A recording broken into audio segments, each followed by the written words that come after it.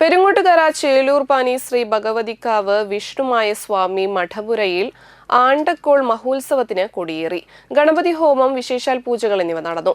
ശേഷം തന്ത്രി പുത്തൂർ സുധീഷ് ഷൺമുഖൻ, ക്ഷേത്രം ശാന്തി രമേശ് എന്നിവർ കൊടിയേറ്റ ചടങ്ങുകൾക്ക് മുഖ്യ കാർമ്മികത്വം വഹിച്ചു. മെയ് 1 വെള്ളി, മെയ് 2 ശനി എന്നീ ദിവസങ്ങളിലാണ് ആണ്ടക്കോൾ മഹോത്സവം കൊണ്ടാടുന്നത്. ക്ഷേത്രസ്ഥാനാപതിമാരായ വേലായുധൻ ചേലൂർ പാനി, ബാലൻ പാറേക്കാട്ടിൽ, രക്ഷാധികാരി രാജേഷ് ചേലൂർ പാനി, president Manju Rajesh, secretary Vijesh Parekkattil, treasurer Surya Sarath എന്നിവർ നേതൃത്വം വഹിച്ചു.